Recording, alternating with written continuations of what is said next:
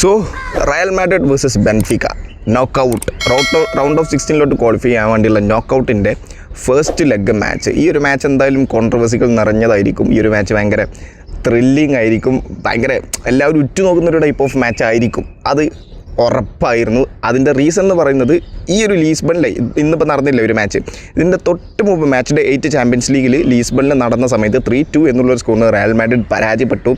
ആ ഒരു മാച്ചിൽ ബെൻഫിക്ക 3-2 എന്നുള്ളൊരു സ്കോറിന് വിജയിച്ചത് കൊണ്ട് ചാമ്പ്യൻസ് ലീഗിൻ്റെ റൗണ്ട് ഓഫ് 16 നോക്കൗട്ടിലോട്ട് ക്വാളിഫൈ ആയ ഒരു ടീമാണ്. സോ അപ്പോൾ റയൽ മാഡ്രിഡിന് അതിൻ്റേതായുള്ള റിവെഞ്ച് എല്ലാം തീർക്കാനുണ്ട്. പിന്നെ അതുപോലെ തന്നെ ഹോസെ മൊറീനോ ഭയങ്കര ഹൈപ്പ് കയറ്റി വെച്ചേക്കായിരുന്നു റയൽ മാഡ്രിഡിനെ. വൂണ്ടഡ് കിങ് എന്നൊക്കെ പറയുന്നത് ഭയങ്കര ഡേഞ്ചറസ് ആണ്, അപ്പോൾ അവരെ മുറിവേൽപ്പിച്ചിട്ടുണ്ട്, ഇനി അവർ ഡേഞ്ചറസ് ആവും എന്നൊക്കെ പറഞ്ഞ് ഭയങ്കരമായിട്ട് ഹൈപ്പ് കയറ്റി വെച്ചിട്ടുണ്ട് ഹോസെ മൊറീനോ ഈ ഒരു ടീമിനെ. ഓക്കെ, അന്ന് മാച്ച് കഴിഞ്ഞ സമയത്ത് ഹോസെ മൊറീനോ പറഞ്ഞത് എന്താ പറയുക, ഈ ഒരു റയൽ മാഡ്രിഡ് എന്ന് പറയുന്ന ടീമിനെ പേടിക്കണ്ട. അതായത് ഹോസെ മൊറീനോ ആണല്ലോ ബെൻഫിക്കയുടെ കോച്ച്. പുള്ളി ബെൻഫിക്കയുടെ പ്ലേയേഴ്സിന് പറഞ്ഞു കൊടുത്തേക്കാണ് റയൽ മാഡ്രിഡ് എന്ന് പറഞ്ഞ ടീമിനെ നിങ്ങളിപ്പോൾ പേടിക്കണം, പക്ഷേ അതിലുള്ള ഒരു അതിലെ പ്ലേയേഴ്സിനെ എല്ലാവരും നിങ്ങൾ പേടിക്കണം. ഇൻഡിവിജ്വൽ പ്ലേയേഴ്സ്, വിനി ആയിക്കോട്ടെ, എംബാപ്പെ ആയിക്കോട്ടെ, വൽവർദ്ദേ ആയിക്കോട്ടെ, അവരെ നിങ്ങൾ പേടിക്കണം. സത്യം പറഞ്ഞു കഴിഞ്ഞാൽ മൊറീനോ അങ്ങനെ പറഞ്ഞത് അന്ന് എനിക്ക് ഒരു ഇൻഡയറക്റ്റ് ഊക്കായിട്ടാണ് തോന്നിയത്. ടീമായിട്ട് കളിക്കുന്നില്ല, ഇൻഡിവിജ്വൽ പ്ലേയേഴ്സിൻ്റെ ബലത്തിൽ മാത്രം നിന്ന് പോകുന്നൊരു ടീമാണ് എന്ന് എനിക്ക് പേഴ്സണലി തോന്നി. ഓക്കെ, ഒരു ടീമായിട്ട് കളിക്കുമ്പോഴാണല്ലോ ചാമ്പ്യൻസ് ലീഗ് പോലത്തെ ഈ ഒരു ഇത്രയും വലിയ ടൂർണമെൻറ്റൊക്കെ വിജയിക്കാൻ പറ്റുള്ളൂ. അതൊരു സത്യമാണ്. ലാസ്റ്റ് സീസണിൽ PSG ആയാലും, അതിന് മുമ്പ് റയൽ മാഡ്രിഡ് ആയാലും, അതിന് മുന്നത്തെ സിറ്റി ആയാലും റയൽ മാഡ്രിഡ്, ഇവരൊക്കെ ടീം പ്ലേ കളിച്ചതുകൊണ്ട് മാത്രം വിജയിച്ചാണ്. ഇൻഡിവിജ്വൽ പ്ലെയറിൻ്റെ ബ്രില്യൻസിൽ അങ്ങനെ ഗോൾ വിജയിച്ച ഒരു വളരെ ചുരുക്കം മാത്രമേ ഉള്ളൂ. അതൊരു സത്യമാണ്. ഓക്കെ, എന്തായാലും അതുകൊണ്ട് ആ മാച്ച് കഴിഞ്ഞു. 3-2 എന്നുള്ളൊരു സ്കോറിന് റയൽ മാഡ്രിഡ് പരാജയപ്പെട്ടു.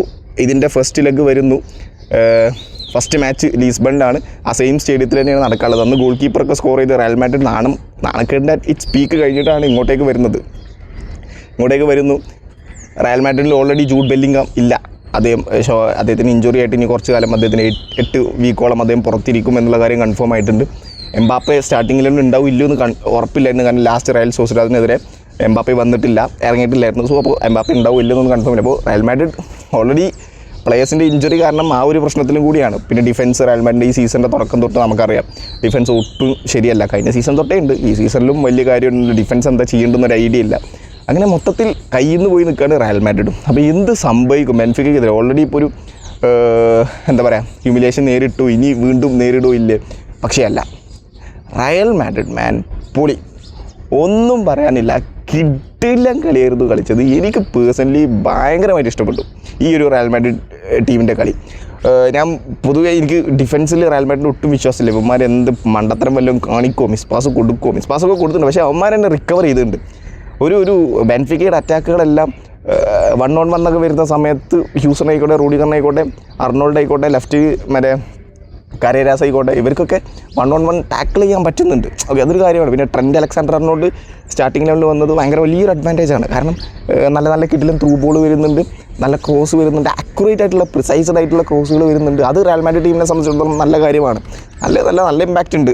അത് ഗ്രൗണ്ടിൽ നല്ലപോലെ നമുക്ക് കാണാനുണ്ട്. കാര്യം പറയാലോ, അങ്ങനത്തെ ഒരു പ്ലെയറെ ഭയങ്കരമായിട്ട് ലാക്കിംഗ് ആണ്. അതിനാണ് അർണോൾഡിനെ കൊണ്ടുവന്നത്. പക്ഷേ ഇഞ്ചുറിയും കാര്യങ്ങളൊക്കെ ആയിട്ട് അദ്ദേഹത്തിന് മാനവന്മാരായിരിക്കും ഇതുവരെ കളിക്കാൻ പറ്റിയിട്ടില്ലായിരുന്നു. ആകെ ഒരു ക്ലബ് വേൾഡ് കപ്പാണ് മാനവന്മാരായിരിക്കും കളിക്കാൻ പറ്റിയത്. അത് കഴിഞ്ഞിട്ട് കളിക്കാൻ പറ്റിയിട്ടില്ല. ഇപ്പോഴാണ് അദ്ദേഹം ഒന്ന് സെറ്റായത്. ഓക്കെ, പക്ഷേ എന്നാലും ഇപ്പോഴും ഞാൻ പറയാമല്ലോ, ലിവർപൂളിലുള്ള ഒരു അഗ്രസീവ് ഫേസിലുള്ള ഫ്രീക്കൊക്കെ ഗോൾ സ്കോർ ചെയ്യാൻ പറ്റുന്ന കിട്ടിലും ക്രോസുകൾ, കിട്ടിലും പാസുകൾ, നല്ല അസിസ്റ്റൊക്കെ കൊടുക്കാൻ പറ്റുന്ന ആ ഒരു ട്രെൻഡിനെ ഇതുവരെ റയലിൽ കണ്ടിട്ടില്ല. അതൊരു സത്യമാണ്. കാണാൻ കഴിയട്ടെ. ഒരു തുടക്കം കിട്ടിയിട്ടുണ്ട്, നമുക്ക് ഇനി കാണാൻ കഴിയട്ടെ. അത് മാത്രമേ ഇപ്പോൾ നമുക്ക് പറയാനുള്ളൂ.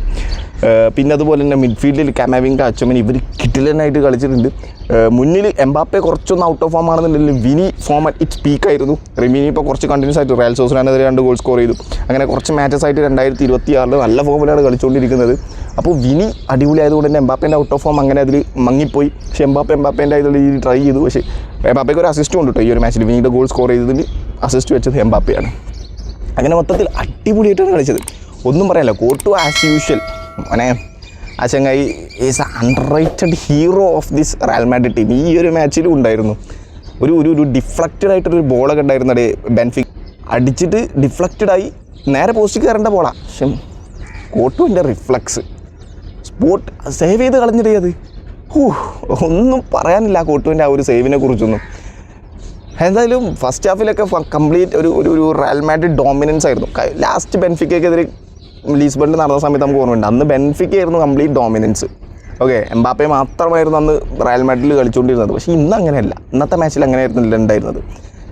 കംപ്ലീറ്റ് ഡോമിനൻസ് റയൽ മാഡ്രിഡ് ആയിരുന്നു. ഗൂളർ ആയിക്കോട്ടെ, അപ്പുറത്ത് അർണോൾഡ് ആയിക്കോട്ടെ, വാൽവർദെ ആയിക്കോട്ടെ, ലെഫ്റ്റിൽ ഇവിടെയും കളി കളിക്കണം. മറ്റേ പൊതുവേ വിനീഷ്യസിൻ്റെ സൈഡിൽ മാത്രമേ കളി നടക്കലുണ്ടാവുന്നു. അത് വിനീഷ്യസിനെ ആ ഒരു സൈഡ് കൂട്ടി കഴിഞ്ഞാൽ റയൽ മാഡ്രിഡിനെ ഓൾമോസ്റ്റ് കൂട്ടിയതുപോലെ. പക്ഷേ ഇപ്പം അങ്ങനെയല്ല, ട്രെൻഡ് ഉണ്ടായതുകൊണ്ട് അതിൽ കൂടിയും ക്രോസ് വരുന്നുണ്ട്. ഗൂളർ ആ സൈഡിലാണ് കുറച്ചും കൂടി കോൺസെൻട്രേറ്റ് ചെയ്തിട്ടുള്ളത്. എംബാപ്പയും വിനിയും കുറച്ചും കൂടി ഈ സൈഡിൽ കോൺസെൻട്രേറ്റ് ചെയ്ത് അങ്ങനെയാണ് ടോട്ടലി ഒരു ഹെർബലാവിൻ്റെ ടീം പ്ലേ മൊത്തത്തിൽ നടക്കുന്നത്. അപ്പോൾ രണ്ട് സൈഡിലും കളി നടക്കുന്നതുകൊണ്ട് ഇവന്മാർക്ക് എവിടെ പൂട്ടേണ്ടെന്നൊരു ഐഡിയ ഇല്ല. വിനി ജൂനിയർ ആണെന്നുണ്ടെങ്കിൽ ഫോം ഇറ്റ് സ്പീക്കാണ്. സോ അദ്ദേഹത്തിന് തുടക്കം ഒന്ന് ചെറുതായിട്ടൊന്ന് പതറെങ്കിലും പിന്നെ അദ്ദേഹം പിടിക്കാൻ തുടങ്ങി. പിന്നെ നല്ല നല്ല ഷോട്ടുകൾ വരാൻ തുടങ്ങി. അങ്ങനെ ഫസ്റ്റ് ഹാഫിൻ്റെ ഒരു 35 to 45 മിനിറ്റൊക്കെ എന്ന് പറഞ്ഞു കഴിഞ്ഞാൽ റയൽ മാഡ്രിഡിൻ്റെ അറ്റാക്കിൻ്റെ പെരുമഴകളായിരുന്നു. അപ്പോൾ തന്നെ ഗോൾ വരേണ്ടതാണ്. പക്ഷേ അവരുടെ ഗോൾ കീപ്പർ സേവ് ചെയ്തു. പിന്നെ കുറേ ഒട്ടാമൻഡി ബെൻഫിക്കയുടെ ഡിഫൻഡർ പുള്ളി കുറേ സേവ് ചെയ്ത് കളഞ്ഞു. അങ്ങനെ കുറേ ഇതുകളുണ്ടായിരുന്നു. അവന് ഫസ്റ്റ് ഹാഫിൽ കുറേ ഗൂളറിൻ്റെ നല്ല ഷോട്ട് ഉണ്ടായിരുന്നു, എംബാപ്പേൻ്റെ നല്ല ഷോട്ട് ഉണ്ടായിരുന്നു, വിനിക്ക് നല്ലൊരു ഓപ്പൺ ചാൻസ് കിട്ടിയിരുന്നു. അതൊന്നും ഗോളാക്കാൻ പറ്റിയില്ല അൺഫോർച്ചുനേറ്റ്ലി. അങ്ങനെ ഫസ്റ്റ് ഹാഫ് കഴിഞ്ഞു, സെക്കൻഡ് ഹാഫിലോട്ട് പോയി. സെക്കൻഡ് ഹാഫ് റയൽ മാഡ്രിഡ് ഈ ഒരു സെയിം രീതിയിൽ തന്നെ റീസ്റ്റാർട്ട് ചെയ്തു. ഓസെ മൊറീനോയുടെ ടീം അപ്പോഴും വായും പൊളിച്ച് നിൽക്കുക, ഒന്നും ചെയ്യാൻ പറ്റുന്നില്ല. ദൈവന്മാരെ കാണിക്കുക, ഒന്നും ചെയ്യാൻ പറ്റുന്നില്ല. സെക്കൻഡ് ഹാഫ് ഒരു 5 മിനിറ്റ് കഴിഞ്ഞപ്പോൾ റയൽ മാഡ്രിഡിന് ഒരു കൗണ്ടർ അറ്റാക്ക് കിട്ടി. ഒന്നുമില്ലാത്ത കൊടുത്ത് എംബാപ്പെ ഒരു പാസ് കൊടുത്തു വിനിക്ക്. ഒന്നുമില്ല, അവിടെ നിന്ന് ഷോട്ട് അടിച്ച ഗോളാവാൻ യാതൊരുവിധ ചാൻസ് ഇല്ല. പക്ഷെ ഒരു കിടിലൻ ഗോൾ വിനീഷ്യസ് ജൂനിയർ അവിടെ സ്കോർ ചെയ്തു. മാൻ പൊളി, ഒന്നും പറയാം, ഒന്നുമില്ലാത്ത കൊടുത്തത്. റയൽ മാഡ്രിഡിൻ്റെ ഗോൾ സ്കോർ ചെയ്യുമ്പോൾ ആർക്കും ഒരു പ്രതീക്ഷയില്ലടി, പക്ഷേ ഇത് ഗോളായി. അങ്ങനെ വിനീഷ്യസ് ജൂനിയർ ഈ ഒരു സീസണിൽ അങ്ങനെ ഇതുപോലത്തെ ലോങ് റേഞ്ച് ഷോട്ട്സ് എടുക്കൽ വളരെ കുറവാണ്. അദ്ദേഹത്തിന് ആ ഒരു കേളിങ് എബിലിറ്റി ഉണ്ട്. പക്ഷേ സാബി അലൻസോയുടെ അണ്ടറിൽ അത്രയധികം എടുത്തിട്ടില്ല. സാബി അലൻസോയുടെ അണ്ടറിൽ എനിക്ക് പേഴ്സണലി തോന്നിയ കാര്യം പറയാമല്ലോ, പാസ് ടു എംബാപ്പെ അതായിരുന്നു പുള്ളിയുടെ ടാക്ടിക്സ്. പക്ഷേ ഈ അർബലാവ് അങ്ങനെയല്ല. വിനീഷ്യസ് ജൂനിയറിന് ഇമ്പോർട്ടൻസ് ഉണ്ട്, എംബാപ്പയ്ക്ക് ഇമ്പോർട്ടൻസ് ഉണ്ട്, രണ്ടുപേർക്കും ഇമ്പോർട്ടൻസ് ഉണ്ട്. അതോ വിനീഷ്യസ് ജൂനിയർ അതുകൊണ്ട് തന്നെ ലോങ് റേഞ്ച് ഷോട്ട്സ് ഒക്കെ എടുക്കുന്നുണ്ട്, ഇതുപോലെ ഗോളാവുന്നുണ്ട്. അപ്പോൾ കഴിഞ്ഞ കുറച്ച് മാച്ചസ് ആയിട്ട് നമുക്ക് അതിൻ്റെ റിസൾട്ട് കാണാനും ഉണ്ട്. ഓക്കെ, അതൊരു യാഥാർത്ഥ്യമാണ്. അങ്ങനെ വിനീഷ്യസ് ജൂനിയർ ആ ഒരു വണ്ടർ ഗോൾ സ്കോർ ചെയ്യുന്നു. അദ്ദേഹം ആ ഒരു ബോൾ പോയി, പക്ഷേ ആ ഒരു ഗോൾ കഴിഞ്ഞ് അദ്ദേഹം പോയി ആ ഒരു കോർണർ ഫ്ലാഗിൻ്റെ അവിടെ നിന്ന് സെലിബ്രേറ്റ് ചെയ്ത് കോർണർ ഫ്ലാഗിൻ്റെ തൊട്ടടുത്ത് നിന്നാണ് അദ്ദേഹം ആ ഒരു ഡാൻസ് ചെയ്ത്. ഇതിൻ്റെ മുമ്പ് ഈ ഒരു സെയിം ഡാൻസ് അദ്ദേഹം കളിച്ചിട്ടുണ്ട്. ആ ഒരു ഡാൻസ് അവിടെ നിന്ന് ചെയ്തു. സെലിബ്രേഷൻ കഴിഞ്ഞ് പ്ലേയേഴ്സിൻ്റെ കൂടെ സെലിബ്രേറ്റ് ചെയ്ത് കഴിഞ്ഞ് വന്നിട്ട് റഫറി യെല്ലോ കാർഡ് കൊടുത്തു. അപ്പോൾ റഫറി അത് നമുക്ക് തന്നെ അപ്പം തന്നെ മനസ്സിലായി. കാരണം ഡിസ്റെസ്പെക്റ്റ് ചെയ്തതിനാണ് വിനീഷ്യസ് ജൂനിയറിന് ആ ഒരു യെല്ലോ കാർഡ് കൊടുത്തത്. പക്ഷേ എനിക്കങ്ങനെ പേഴ്സണലി ഡിസ്റെസ്പെക്റ്റ് ചെയ്തതായി എനിക്ക് തോന്നിയില്ല. പക്ഷേ വിനീഷ്യസ് ജൂനിയർ അത് മനഃപൂർവ്വം ഡിസ്റെസ്പെക്റ്റ് ചെയ്യാൻ വേണ്ടി അങ്ങനെ കളിച്ചതാണെങ്കിൽ അത് തെറ്റ് തന്നെയാണ്. എനിക്കതേ പറയാനുള്ളൂ. മനഃപൂർവ്വം ഡിസ്റെസ്പെക്റ്റായിട്ട് ഡെലിബറേറ്റ് ആയിട്ട് ഡിസ്റെസ്പെക്റ്റ് ചെയ്യാൻ നോക്കിയതാണെങ്കിൽ അത് തെറ്റ് തന്നെയാണ്. അദ്ദേഹം എല്ലാ കാർഡ് ഡിസേർവിംഗ് ആണ്. പക്ഷേ അദ്ദേഹം സാധാരണ നോർമൽ ഡാൻസ് ചെയ്തതാണ്. പക്ഷേ ഇത് പൊസിഷൻ മാറി ആ ഒരു കോർണർ ഫ്ലാഗിൻ്റെ അവിടെ ആയിപ്പോയി. അതുകൊണ്ടാണെന്നുണ്ടെങ്കിൽ അദ്ദേഹത്തിന് യെല്ലോ കാർഡ് കൊടുത്തതിൽ യാതൊരു അർത്ഥമില്ല. അത് മാത്രമേ എനിക്ക് പറയാനുള്ളൂ. അതാണ് എനിക്ക് എൻ്റെ അഭിപ്രായം അതാണ്. അങ്ങനെ വിനീഷ്യസ് ജൂനിയർ കൊടുക്കുന്നു. എച്ചമിനി അവിടെ ഉണ്ടായിരുന്നു. എച്ചമിനി മറ്റേ വിനീഷ്യസ് ജൂനിയറിനെ മാറ്റാൻ പറയുന്നുണ്ട്. കാരണം യെല്ലോ കാർഡ് കൊടുത്താൽ of course Vinicius junior respond ചെയ്യും. അതിന് റെസ്പോണ്ട് ചെയ്തു. ഒച്ചമിനി മാറിക്കാൻ പറഞ്ഞു. കാരണം ഒച്ചമിനിക്ക് കണ്ടപ്പോൾ തോന്നിയിട്ടുണ്ടാവും, ഡിസ്റെസ്പെക്റ്റ് ചെയ്തതുപോലെ തോന്നിയിട്ടുണ്ടാവും, അറിയില്ല. എന്തായാലും വിനീഷ്യസ് ജൂനിയർ മാറ്റി. അത് കഴിഞ്ഞ് അപ്പോഴാണ് പിന്നെ കോൺട്രവേഴ്സികൾ എന്ന് പറഞ്ഞൊരു മാച്ചാണല്ലോ അത്.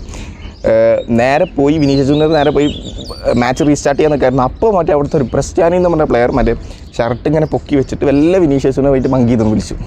ക്ലബിനെ ഡിസ്റെസ്പെക്റ്റ് ചെയ്തതാണല്ലോ, അതുകൊണ്ട് ആ ചെങ്ങനെ പോയി വിളിച്ചു.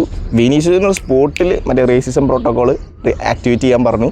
വിനീഷ്യസ് ജൂനിയർ ഗ്രൗണ്ടിൽ കയറിപ്പോയി, ഞാൻ കളിക്കുന്നില്ല. 10 മിനിറ്റത്തേക്ക് റെഫറി മാച്ച് ബ്രേക്ക് ചെയ്തു. പിന്നെ വാറിൽ ചെക്കിംഗ് ആണ്, ഇത് നടക്കുമോ നടക്കില്ലേ, അങ്ങനെ പറഞ്ഞോ ഇല്ലേന്നൊരു കൺഫർമേഷൻ ഇല്ല. അങ്ങനെ 10 മിനിറ്റ് നോക്കി, പ്രൂഫില്ല. കാരണം ഈ ചങ്ങായി ഇതും പൊത്തി വെച്ചിട്ടാണല്ലോ പറഞ്ഞത്, അതുകൊണ്ട് പ്രൂഫില്ല. ലിപ്പിൻ്റെ ആ ഒരു സിങ്കിങ് ഒന്നും ഇല്ല. അതുകൊണ്ട് ആ ചങ്ങായിക്ക് യെല്ലോ കാർഡോ റെഡ് കാർഡോ കൊടുത്തില്ല, അല്ലെങ്കിൽ റെഡ് കാർഡ് കൊടുത്തേനെ. അങ്ങനെയാണ്. ഇവനത് മറ്റേ നേരിട്ട് പറയാനുള്ള ധൈര്യം പോലും ഇല്ല. ഓക്കെ, എന്താ അവനെക്കുറിച്ച് പറയാം, ഒന്നും പറയാനില്ല. അത് അവൻ റേസിസം ചെയ്തിട്ടുണ്ടെന്നുണ്ടെങ്കിൽ അവൻ്റെ അതൊന്നും വളരെ വലിയൊരു തെറ്റാണ്.